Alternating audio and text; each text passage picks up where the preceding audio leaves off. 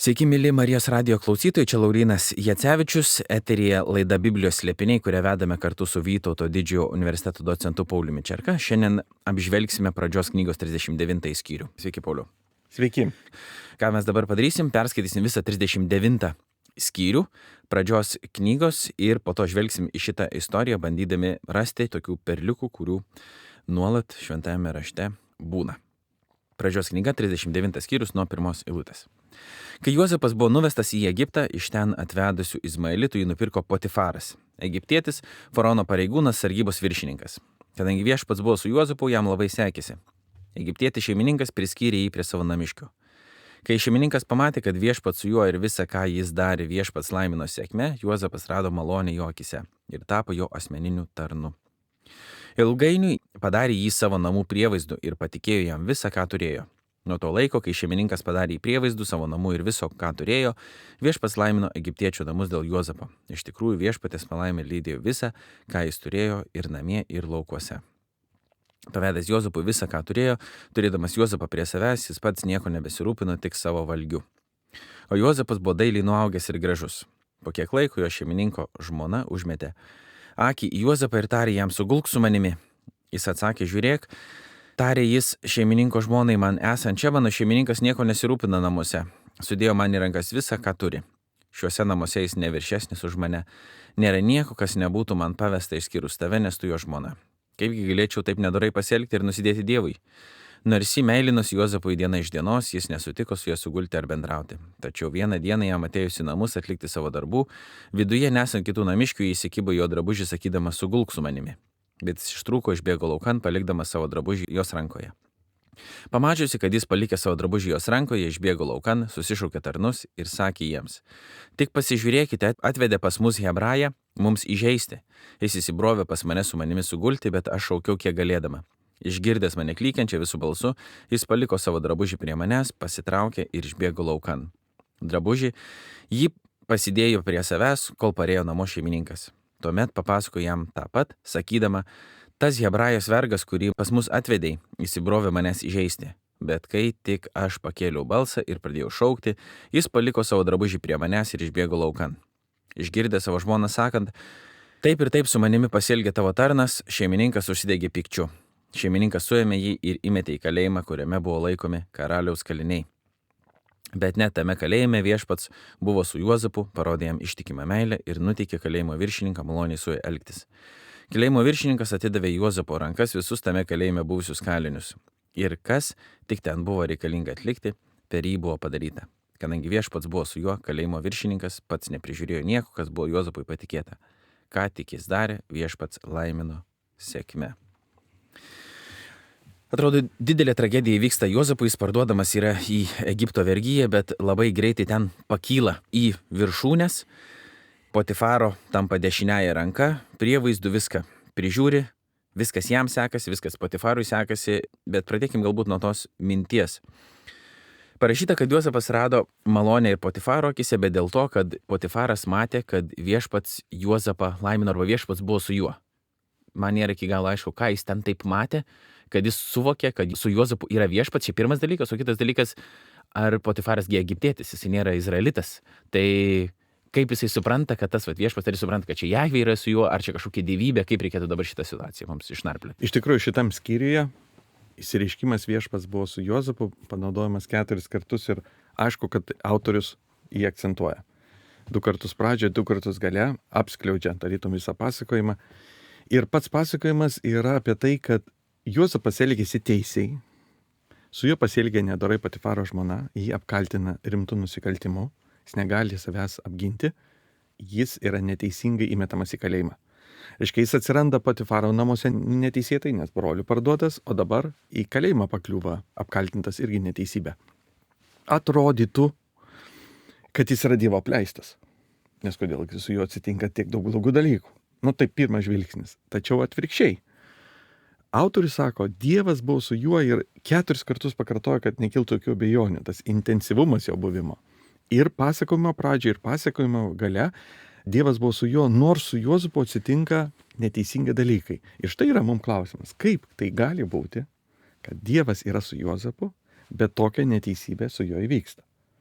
Ir tai nėra Dievo apleidimo požymis, atvirkščiai, Dievo artumo požymis. Čia mes sutinkame niuansą, kad taip, viena vertus jis laimina Juozapą, ką jis daro, bet kita vertus jis leidžia Juozapui pereiti neteisybės ir išbandymus, kad tam tikrų būdų galėtų Juozapą paruošti tai, kas Dievas plane buvo numatęs, išaukštinti Juozapą, kad pasirūpintų daugeliu žmonių. Šiuo atveju tekstas mums parodo, kad ne visada nelaimės, neteisybės yra ženklas, kad Dievas apleido, atvirkščiai.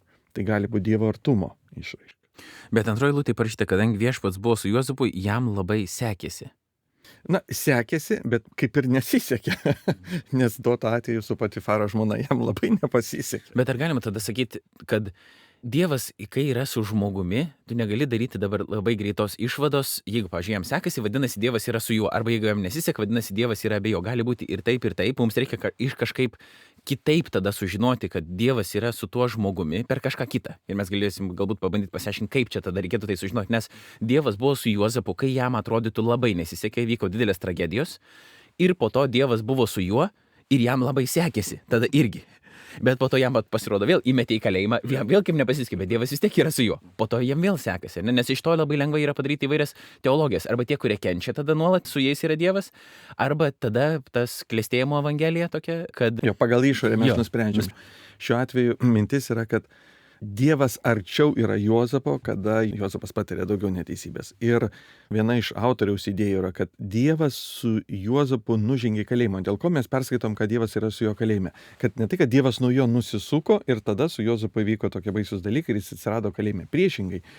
Reiškia, yra įrodymas, kad Dievas tikrai buvo su Juozapu, net kai jis buvo kalėjime, todėl kad tai matėsi net kitų akise jo išmintis, su kuriais veikia. Tai šiuo atveju žmogaus išmintis yra vienas iš požymių, kad Dievas yra su juo, ne sėkmė, nes praktiškai Juozapo sėkmės nėra, jis yra kalinys ir vergas. Negali įvardinti tai gyvenimo sėkme, bet jo išmintis savo situacijose parodo, kad Dievas tikrai veikia iš jo vidaus. Reiškia, jo elgesys su Patifaro žmona mums parodė, kad Dievas yra su juo, ir jo elgesys kalėjime neteisingai apkaltintam su kitais kaliniais ir tas klusnumas, tam tikras pareigų įvykdymas klusniai ir atsakingai išduoda, kad jis yra išmintingas, o išmintingas reiškia Dievas su juo. Čia toks ir požymis. Bet dabar visas skyrius yra, turbūt vienijanti tema yra išbandymo tema. Juozapas pereina išbandymą. Ir čia sąskambis, Laurynai, turbūt yra labai akivaizdus su pirmaisiais mūsų tėvais, Adomu ir Ieva, taip kaip nutapytas jų padėtis sode, identiškai skamba padėtis Juozapo Patifaro namuose. Pirmiausia, jam yra viskas patikėta, jis padaromas namų šeimininkų, kaip Adomas ir Ieva yra, jam pavedami yra gyvūnai, padaromas sodo šeimininkas. Pastebėk, kad išskyrus maistą, išskyrus uždraustą vaisių. Jis galėjo daryti viską namuose, išskyrus vieną uždraustą vaisių, tai yra vaisių, kuris skirtas tik šeimininko. Ir Adomas galėjo valgyti nuo visų medžių, išskyrus vieną, kuris buvo skirtas ne jam valgyti. Ir kas yra įdomu, kad kai Patifaro žmona jį gundo, Juozapas jai atsako, kad man šeimininkas patikėjo viską išskyrus tave. Faktiškai jinai ir tampa uždrausto vaisiu. Tam pasakojime viena vertus atrodo, kad yra maistas, kurio nepatikė šeimininkas jo rankas, nes tai yra per daug pavojinga, maistas gali būti užnuodytas ir panašiai. Bet vėliau autorius sužaidžia ir padaro, kad tas uždraustas vaisius yra pati Patifaro žmona. Tai yra, ji tampa to uždrausto vaisiumi, kuriuo yra gundomas Juozapas suvalgyti, bet jis pasako, kad bijo Dievo, todėl nevalgys. Adomas dėja yra atvirkšti reakcija. Jisai suvalgo ir tada įsigąsta ir pasislėpia. Tai yra, Juozapas bijo ir nevalgo, Adomas nebijo, bijo mirties ir dėl to pasiduoda gyvatės gundymui ir suvalgo ir tik vėliau įsigąsta Dievo. Toks, sakykime, nepademonstruoja Dievo baimės, o Juozapas pademonstruoja Dievo baimę ir nevalgo uždraustą vaisių. Nors žino, kad jo laukia persekiojimas. Jis puikiai supranta, kad atstumęs šeimininko žmoną jam skaudės, bet jis bijo labiau Dievo negu to skausmo. O Nėra čia dar vieno sluoksnio, nes 6 eilutėje parašyta, o Juozapas buvo dailiai nuaugęs ir gražus, po kiek laiko jo šeimininko žmona užmetė akį Juozapą ir tarė sugulk su manimi. Tai kad Juozapas tam tikrą prasme irgi yra tas uždraustas vaisius, nes jis yra gražus, akim pažiūrėti ir reikia jį paimti. Laurinai, geras bandymas, bet dabar pasižiūrėkime šitą frazę. Šitą frazę Juozapas buvo dailiai nuaugęs ir gražus, mes identiškai frazė ir šiuo atveju profesoriui Rupšiui pavyko ją išlaikyti originaliai ir lietuvių kalboje. Mes jį sutinkame Pradžios knygos 29 skyriui 17 eilutėj, kai yra apibūdinama jo mama Rachelė. Pasakyta, Lėja turėjo švelnes akis, o Rachelė buvo dailiai nuaugus ir graži. Kitaip tariant, Juozapas atrodė taip kaip jo mama. Jis atrodė labai moteriškai kažkuria prasme. Ir paprastai apie vyrą nebūdinga pasakyti, kad jis buvo dailiai nuaugęs ir gražus. Tai akivaizdu yra moters apibūdinimui deranti išraiška, ar ne jos grožis. Bet Juozapas apibūdinamas taip, kaip apibūdinama jo mama, jis buvo mamos sūnus. Ir štai čia mes turime prisiminti vėlgi Pradžios 3 skyrių. Mes beveik kiekvienoje laidoje prisimenam tą tekstą, kuomet Dievas kreipėsi į gyvatę, kad sukelsiu priešiškumą tarp tavęs ir moters, tarp tavo sėklos ir moters sėklos. Tai vat Juozapas yra pavaizduojama šitam pasakojime kaip moters sėkla. Rachelės, kuri yra ta moteris, ir jis yra moters sėkla, identiškas moteriai. Ir įdomu, kad jis įveiks išbandymą, įveiks gyvatės klastą. Šiuo atveju šita mūsų Potifaro žmona, jinai yra klastinga kaip gyvatė. Jinai turi planą susidėliojusi. Ir jinai panaudos jėgą ir smurtą ir skausmą prieš Juozapą, bet jis ją įveiks. Ateis momentas, kai jis bus išaukštintas ir Potifaro namai taps jo tarnais kartu su Potifaro žmona. Reiškia, jam bus momentas, kai apsisuks kortos, sakykime taip. Bet šiuo metu jis yra moters sėkla, kuri įveiks gyvatei galvą. Tai čia šiuo atveju mes jame atpažįstume. Beje, ta frazė panaudojama ir Dovydui unikaliai. Tai yra 2 išskirtiniai atvejai, kada ne moteriai, o vyrui. Tai Dovydas ir Juozapas yra pavaizduojamas kaip moters sėkla, kuri įveikia gyvatę. Ir beje, jeigu kalbant apie Potifaro žmoną, kaip jis save veda, praktiškai identiškai kaip vedė gyvatė. Iš pradžių ji kalbasi. Nors lietuvių kalboje mes neužfiksuom tą, kad jį kalbėdavosi, bet matom, kad jį daugelį kartų bandė užmegzti kalbą. Iš pradžių jinai pasiūlo panašiai kaip gyvatė. Ievai sako, ar tikrai tau negalima valgyti vaisių.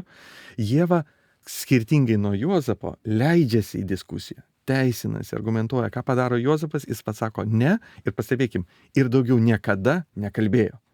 Visiškai kitokia reakcija negu Ievos, kuri leidžiasi ir vis labiau klimsta į susiklaidinimą. Nes jį leidžiasi, sakykime, toje svarstymuose suklysti. Juozapas atsako kategorišką ne, pasako, kad jis bijo Dievo. Pastebėk, jis nepasako, kad bijau šeimininko. Aš bijau, ką jis man padarys. Ne, jis pasakė, šeimininko netiek bijau ir tavęs, netiek bijau, labiausiai bijau Dievo šitoj situacijai. Ir kiek kartų jinai bandydavo užmegzti kalbą, jis atsisakydavo kalbėtis. Ir tada turėjo sekantis etapas gundymo, kada yra veiksmas, ar ne? Jinai iš tikrųjų už jo griebėsi ir pastebėjo, kad Juozapas su ja nebesikalba. Jis nesiveda į argumentus, kad ją bando atkalbėti, jis supranta, kad vienintelis būdas, kaip jam nepasiduoti bandymui, yra bėgti. Net jeigu tai kainuoja numesti drabužį ir būti nuogam, geriau jau būti nuogam, negu likti. Reiškia, jisai nedelsdamas, jis žino, kad jeigu liks nors 1 sekundę, jis nebeturės jėgų išlaikyti išbandymo. Čia panašiai kaip imtynių metu. Imtynininkai žino, kad jeigu tau pavyks atlikti kelis pradinius veiksmus sėkmingai, vėliau neišvengiamai būsi arba užsmaugs, ar užlaužtas, ar ne, ir tai yra neišvengiama. Reiškia, yra momentas, kada tu gali išsisukti iš tam tikro veiksmo. Ir pati pradžia. Ir jeigu tu leidėsi, paimamas tam tikrų būdų, paskui yra neišvengiama baigtis. Tai Juozapas supranta, kad nebe argumentai, nebepadės tik bėgimas nuo situacijos.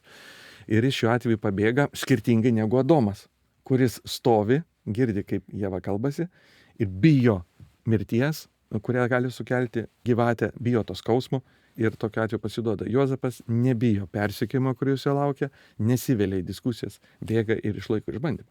Naujajame testamente irgi parašyta, kad bėkite nuo nuodėmės. Tai čia šiuo atveju yra tam tikras, yra kada svarstymas nebepadeda, ar ne? Tu turi imtis veiksmo, net jeigu tai jis puikiai supranta, kad toj situacijai jam skaudės, nes jis bėga nuo savo šeimininko žmonos, jis bėga nuo tam tikro valdžią turinčio asmens.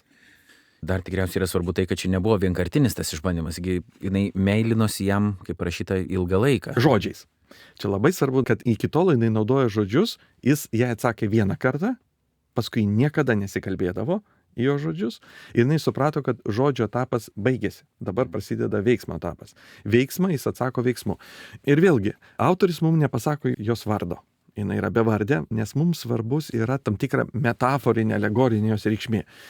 Suprantama, legendose yra spėjamas jos vardas ir tiek musulmonų padavimuose, tiek žydų padavimuose yra, jos vardas yra, sakykime, Zuleika. Bet Biblijos autoris mums sąmoningai ją nutyli. Kodėl? Todėl, kad ji atspindi fundamentaliai tą pirmąją žmogaus gundymo etapą ir vėlesnį esantį atsikartojimą. Mes perskaitėm Patarlių knygą su pačiu.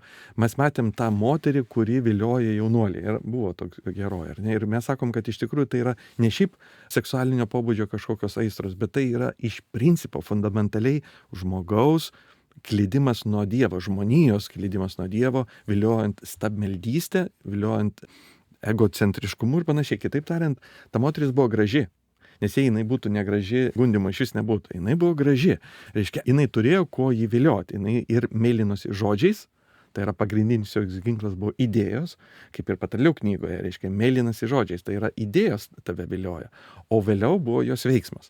Reiškia, kuomet išgąsdinti jį valdžia ir galia. Nes jis suprato, kad jeigu nepaklausys, aišku, jo lauks persekiojimas. Tai jinai idealiai atspindi iš principo tą metafiziką visą gundymo. Ne, tik tam šiuo atveju mes ją matom kaip uždraustą vaisių, kuris yra viliojamas paimti, bet Jozapas bijo Dievo ir atsisako tai, kas jam uždrausta. Nors viskas leista išskyrus vieną, kaip ir Adomą, ar ne? Identiški pasakymai. Taip mąstant, mes pamatome, kad šita moteris yra, savo vaizdiniu daug turtingesnė negu tiesiog incidentas Potifaro namuose. Na ir po to jos reakcija yra tokia, irgi atrodytų, viena vertus kaip ir žiauri, tokia kaip taip galima pasielgti, kita vertus itin žmogiška, kai tau nori padaryti kažką blogo, nepavyksta tada apkaltinti vėl kitą. Čia situacija vėl išverčiama išvirkščiai, kai jinai pati buvo ta, kuri gundė, ta, kuri norėjo atlikti tą veiksmą, kuriuo apkaltino po to tą kitą ir jam užmetė visą kaltę, dėl kurios jis buvo. Ar neprimena, kai Dievas paklausė Adomo, kodėl tu tai padarei, jis pasakė, moteris, kurią tu davei. Ką jinai sako savo vyrui? Hebrajas, kurį tu man atsiuntei. Tai jis tai padarė, ar ne? Identiški žodžiai. Jinai teisina save, apkaltina, kad tai kaltas hebrajas, kurį tu atvedei. Panašiai kaip ne tik hebrają tą apkaltina, bet ir savo vyrą dar apkaltina. Jo, tai sako, čia tu davei. Čia aš iš vis nieko nedėta. Yra įdomu tai, kad jį pasakoja 2 kartus pakartoja, kad aš šaukiau, bet nei vieną kartą neatsiranda liudytojas, kuris pasakytų, kad girdėjau ją šaukiant. Ir iš tikrųjų tai atrodo, jos istorija nesukelia abejonės vyrui, jis iškart supyksta, nors nuosekliai skaitant, vienintelis liudytojas, kuris sako, girdėjo ją šaukiant, jinai buvo ji pati. Ji papasako, kaip ji šaukia, tačiau tarnas buvo pakviestas ir niekur nepasakyta, kad nors vienas girdėjo šaukiant. Tai šiuo atveju akivaizdu, kad, jeigu atidžiau pasižiūrėsi, jos pasakojime yra nenuoseklumų ir daugeliui kyla klausimas, kodėl jis jo nenužudo, ar ne, Potifaras Jozapo. Kiti sako, galbūt jis įtarė, supratos, kad jo žmona, vadinkim, turėjo tam tikrą turbūt reputaciją. Tai galima, kiti netgi ir Korane yra versija, sakykime, ir kai kuriuose rabiniškose aiškinimuose, kad apžiūrėjus, kaip perplėštas drabužis, iš kurios pusės buvo galima nustatyti, ar tai Jozapas bėgo nuo jos, ar link jos, kitaip tariant, tam tikras detektyvas, kurį galima išaiškinti. Vis tik biblinis tekstas mums nekalba to ir sako, kad Potifaras buvo įtūžęs ir įpykęs, panašiai kaip Kainas buvo supykęs, reiškia, to pykčio apimtas daro sprendimus. Ir įmetimas į kalėjimą mums dažniausiai atrodo, kad tai reiškia, kad vyksta teismas, tu esi nuteisiamas ir tu atlieki kažkokią bausmę. Ne visai taip. Tam kalėjime tu esi tol, kol tai tinka tavo šeimininkui. Tai yra tam tikras tavęs sulaikymas, galbūt gimtadienio dieną tave išveš ir nužudys. Tai visiškai nieko nereiškia, kad tai yra tavo bausmė. Tai yra tiesiog tavo laikymas. Tai gali būti ir situacija, kad tu lauki ten bausmės. Ten gali būti, tu gali ir laukti kažkokios baisesnės bausmės. Kitaip tariant, tave dabar įmeta į kalėjimą tam, kad vėliau nuspręs, ką su tavim daryti. Taip, kad čia visiškai nereiškia, kad mes tikrai negalėtume pasakyti, kad Jozapas lengvai išsisuko, reiškia, liko gyvas. Ne visai. Jis buvo įmestas į kalėjimą, o toliau neaišku, kas su juo turėjo būti. Nes atsimenat, kalėjime sutiks irgi faraono tarnus, kuriem vėliau vienam iš jo pasibaigs blogai. Taip, kad įmetimas į kalėjimą nereiškia, kad viskas, tai yra viskas, kas jo laukia. Nes tas žodis kalėjimas ne visai tai, ką mes 21 amžiui laikome bausmė. Tai šiuo atveju tekste yra mums aiškiai pasakyta, kad jis pyktyje nesiaiškina. kas yra kaltas, netliekamas jos detektyvas ir Juozapas tiesa bus išteisintas, bet jis bus išteisintas ne todėl, kad drabužis perprieštas priekį ir gale, jis bus išteisintas tokiu būdu, kad visiems taps aišku, kad pas Juozapą gyvena išmintis. Pirmas teiginys. Antras teiginys, kuris irgi ir visų yra priimamas, kad išmintis apsigyvena tik tyroje sieloje. Išvada, Juozapo siela tyra, reiškia jis negalėjo padaryti tų blogų dalykų, kurie buvo kaltinimas. Tokiu būdu visi supras, kad Juozapas to nedarė. Dėl to, kad jame yra išmintis, o išmintis apsigyvena tik tyroje sieloje. Tuo būdu jis bus išteisintas ir sekančiu būdu tam tikra dieviška ironija, kai jis taps Potifaro namų, įskaitant ir to žmonos bosu, kadangi faraonas jį pastatys viso Egipto šeimininkų.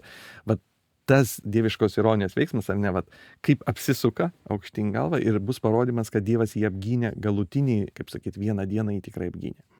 Man dar žodis subversija yra geresnė sakyti. Bet tame kalėjime viena vertus yra pasikartojimas dabar, kaip Juozapas yra parduodamas į Egiptą ir tada tenais iškyla jau į tos aukščiausius sluoksnius, tampa Potifaro dešinėje ranka. Dabar jisai ir vėl didelė nelaimė, neteisybė, jis įmetamas į kalėjimą, bet vėl tame lauke, kuriame jis yra, vėl pakyla į patį viršų, kiek jis maksimaliai dabar gali. Tai kokią išvadą galim iš to dabar daryti? Išvada yra tai, kad Dievas jo neapleidžia. Kaip nuo pat pradžių jis išduodamas brolių, ne todėl, kad neklauso Dievo, bet todėl, kad klauso. Nuo pat pradžių jisai patenka į šitą gundymo situaciją su Potifaro žmona, ne todėl, kad yra nemielas Dievui, bet todėl, kaip tik yra mielas Dievui ir Dievas jį išbando. Dievas išbandė Abraomą ir Dievas šįkart išbando Juozapą, panašiai kaip Dievas bandė ir Adomą. Nuo medžio nevalgysi, bet tą medį palieka, ar ne? Tai išbandymo įvykis yra reikšmingas. Mes linkę galbūt kalbėti apie tai, kad jei Dievas myli, tai kodėl jis bando, ar ne? Todėl, kad tokia yra ta Dievo meilė, jinai nori mums ir daugiau duoti ir išbandymas yra reikalingas mum augti ir bręsti. Taip pat yra svarbu, kad kai Dievas bandė Abromą, jisai nebandė jo pirmą dieną to sunkių išbandymų dėl sūnaus, jis išbandė atėjus laikui. Tam tikrų būdų žinodamas, kaip ir Abromas pasielgs, lygiai taip pat su Juozapu. Ne pirmą dieną jis lieka su Potifaro žmona, ateina tam tikra ir Juozapui branda, kuriame Dievas žinodamas ir suteikdamas jį išminties atsilaikyti nuo šito gundymo, taip pat leidžia jį išbandyti tam, kad suteiktų jam kažko daugiau. Reiškia, Dievas ne tai, kad jį palieka vieną išbandyme, bet kaip tik yra su jo išbandyme ir taip pat įbando į tam, kad jo malonė augtų Juozapo gyvenime. Ir iš principo skyrius yra skirtas išbandymo prasmei ir tikslai, nes mes esame linkę daugiau kalbėti apie tai, kad jei Dievas mylėtų, tai mūsų neišbandytų, arba išbandymas yra visada tik tai gundymo forma, tai neigiama jo tikslas. Bet Dievas yra teisingas, už gerą atlygina, už piktą baudžia. Aš atsimenu savo vaikystėj, eidamas pamokėlių pirmos komunijos, tikrai pamenu apie 4 dvasinės tiesas, kurias tuomet išmokino. 3 iš jų yra Dievas yra teisingas, už gerą atlygina, už piktą baudžia. Ir būtent šita tiesa, jinai kažkaip labai šiai dienai tampa nepopuliari. Kad Dievas yra teisingas, mes linkę kažkaip nebekalbėti. Arba jo tą teisingumą taip nupasakojam, kad kažin ar jį galima apibūdinti jo to teisingumu. Kaip tik šitoje istorijoje Dievas jį išbando tam, kad už gerą atlygintų. Čia gali būti kelios priežastys, kodėl tai yra nepopuliaru. Viena iš jų gali būti toks nenoras sutapatinti Dievo su karma, kokią nors karminę sistemą. Kad žiūrėk, bet karma yra taip, jeigu tu padarai gerai, gausi gerai, padarai blogai, gausi blogai, o Jėzus atrodo visą tą situaciją perkeičia. Tai čia vienas gali būti iš tų. Kita vertus, atrodo, kad teisingumas reikalauja to, kad būtų už gerą atlyginta, už piktą būtų baudžiama, bet tada atrodo, kad žiūrėkit, tik tais čia yra ten ta jau gerųjų krikščionių grupelė, kurie gaus kažką. Pavyzdžiui, didžiausias tas apdovanojimas tai yra amžinas gyvenimas, tai reiškia, galbūt tada dar gali ir užsidirbti tą savo amžiną gyvenimą. Arba, pavyzdžiui, jeigu tau, nežinau, atsitiko kažkokia nelaimė ir, kaip Naujajame testamente skaitom tą istoriją apie aklą žmogų ir tada Jėzaus jau klausia aplinkiniai, kas nusidėjo, jis ar jo tėvai.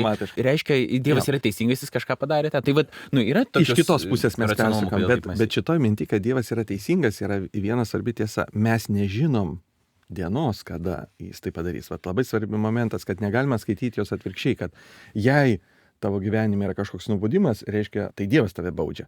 Ne, mes nežinom dienos. Iš tikrųjų, Juozapo gyvenime atėjo diena, kai jis buvo ir iš to kalėjimo ištrauktas ir apsukta viskas aukštyn kojom, ta situacija Juozapo labui. Taip, mes nei vienas nežinom, ar tai mes sulauksim tos dienos amžinybės teisme, o galbūt kažkokioj žemiškoj perspektyvoj.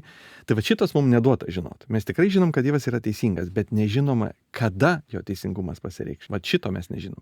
Tai irgi yra svarbi tiesa. Va Juozapo gyvenime tai buvo gan atidėta. Jis nuolat patiria neteisybę, bet Dievas yra teisingas. Bet mes nežinom kada ir kaip. Juozapas pasitikė Dievu, bet jis nežino kada. Dar galvoju tą tokį rebusą, kaip čia galima išspręsti. Ne iki galo išspręsti, iki galo to padaryti ir nepavyks, bet jeigu Dievas būtų tik teisingas, tai tada gal ir galėtum lyginti kažkaip jį su tą karminė sistema, bet kadangi Dievas yra ne tik teisingas, bet ir tobulai gailestingas. Taip. Ir tobulai mylintis, tai tada mes jau turim tokį kompleksišką paveikslą, kurio mes jau nebegalim taip lengvai perskaityti ir suprasti dėl to, kad mes taip turim pripažinti, kad Dievas yra teisingas ir jo teisingumas reikalauja už gerą atlyginti, už piktą bausti, bet to pačiu Dievas yra tobulai mylintis, jis yra tobulai gailestingas. Gerai, viskas sudėtingiau yra. Ir tada viskas išeina jau nebe taip paprastai. Jo, bet Juozapo istorijoje mes turim prisiminti Dievo teisingumą ir tuo pačiu suprasti, kad mes nežinome, kada jis pasireikš, bet jis tikrai bent jau paskutinę teismo dieną turės pasireikšti. Kitaip tariant, jeigu mes turim tą supratimą, kad Dievas yra teisingas, tai skaitydami tokią istoriją mes galim turėti tokį lūkestį, kad žiūrėk, šitą situaciją turėtų kažkaip išsispręsti, nes teisingumas to reikalauja. Bet tik tai Juozapo nelaimės neparodo, kad Dievas jį baudžia arba Dievas jį apleido. Atvirkščiai, Dievas buvo su jo sunkumuose. Kaip tik jis buvo arčiausiai su jo. Išminties literatūrai, išminties knygai pasakyta, išmintis su jo nužengė į kalėjimą. Reiškia, kalėjimas, mes jį vadinam kalėjimu, čia yra tokia kaip ir, žodžiu, ten yra apvalus namas, yra tam tikra turbūt bokštas, nes vėl įmestas į duobę. Čia atsikartojimas, kad jis įmetamas į duobę yra brolių, dabar jis vėl įmetamas į duobę, kalėjimo duobę. Ir Dievas ne tai, kad palieka jį ir sako, ne dieviškai prakilnybei tinka nueiti į tokią žemą tašką. Atvirkščiai, Dievas nužengia į patį žemiausią tašką, kur yra Juozapas.